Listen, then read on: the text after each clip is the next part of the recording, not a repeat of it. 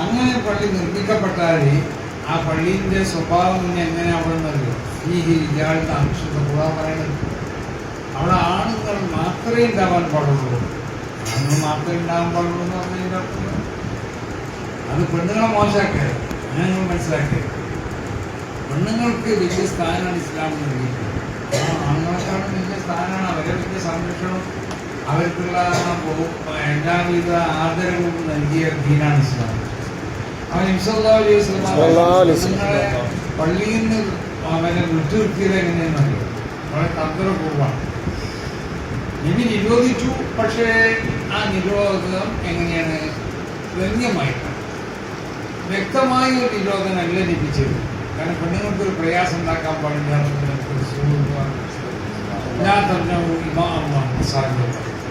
അള്ളാഹുവിന്റെ ദാസികളാണെന്ന് പറയുന്ന യഥാർത്ഥ മൂമിനാത്താവുന്ന പെണ്ണുങ്ങൾ, ആ പെണ്ണുങ്ങളെ നിങ്ങൾ വിലങ്ങേണ്ട ആവശ്യമില്ല. നിങ്ങൾ വിലങ്ങേണ്ട ആവശ്യമില്ല എന്ന് പറഞ്ഞാൽ ആ പെണ്ണുങ്ങളെ വിലങ്ങേണ്ട സ്വഭാവത്തിൽ ഞാൻ വിലങ്ങിയിട്ടുണ്ട്. ആ പെണ്ണുങ്ങൾ അവിടെ പള്ളിയിൽ പോകാതെ അവർ വിട്ടു നിൽക്കും. നിങ്ങൾ വിലങ്ങേണ്ട, നിങ്ങൾ വിലങ്ങിയിരുന്നാൽ നിങ്ങൾ വിലങ്ങേണ്ട ആവശ്യമില്ല എന്നാണ് വാർത്ത.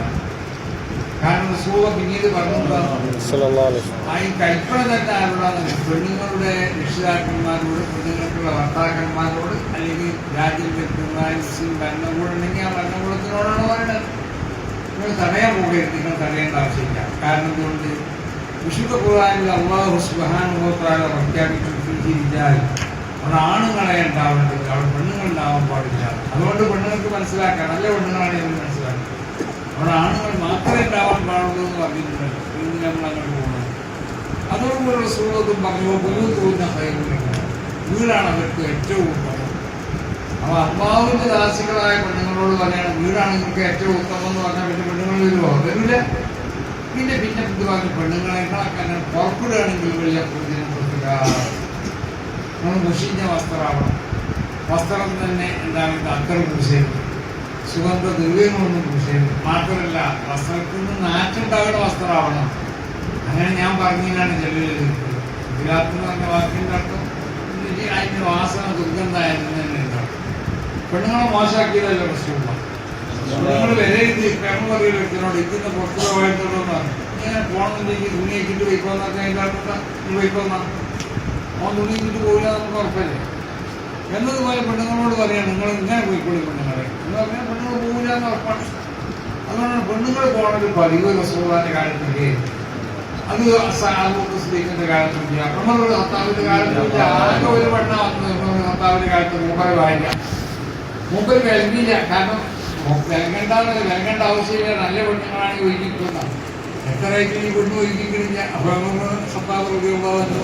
സുഖയ്ക്ക് ഈ പെണ്ണ് വരുമ്പോൾ അവർ വൈക്കേ വിളിച്ചു എന്നിട്ട് ഈ പെണ്ണിന്റെ ചന്തിക്കൊരു കുത്തു. അപ്പൊ പെണ്ണ് തിരിച്ചു പോയി ഉമറുപയോഗമാണെന്ന് നമ്മൾ മനസ്സിലാക്കുന്നില്ല. ഉമറുപയോഗമെന്ന് വെച്ചാൽ പള്ളിക്കൊക്കെ വന്ന് ഇപ്പം നീ പോരാടി ഒന്നിൻ്റെ നല്ല കാലഘട്ടത്തിലൊക്കെ വന്ന് ഇപ്പൊ ആൾക്കാരെ മോശമായിട്ടുണ്ട്. ഞാൻ പള്ളിക്ക് പോകുമ്പോൾ ഇട്ട് ഒളിച്ചു നിന്ന് ചന്തിക്കൊരു കുത്തി അതാണ് ഞാൻ.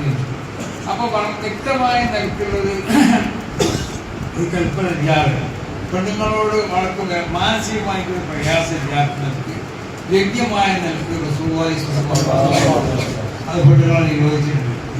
ജുമാ ജമാഅത്ത് ജുമാഅത്ത് നിർബന്ധമില്ല. ജമാഅത്താണെങ്കിൽ ജമാഅത്തിന്റെ സ്വഭാവം നേയാണ്. അത് പള്ളിയിൽ വന്നുകൊണ്ട് കേൾക്കല്ല നല്ലത്. അത് കഴിയും. അപ്പൊ ഈ വിദ്യാലയം പറഞ്ഞാൽ അവിടെ ആണുങ്ങൾ മാത്രമാണ് ഉണ്ടാവേണ്ടത്. ആ പള്ളിയിൽ ഉണ്ടാകും. അങ്ങനത്തെ പള്ളിയിൽ ആ ആണുങ്ങളെ എങ്ങനത്തെങ്കിലും ആണുങ്ങളാവില്ല. പള്ളി ഉണ്ടാക്കുമ്പോൾ ജനങ്ങൾ നിങ്ങൾ സന്തോഷിക്കണം. ആ സ്വഭാവമുള്ള ആണുങ്ങളാവണമെന്നാണ് ഈ വിദ്യാലയം പുതുപ്പൂരായി.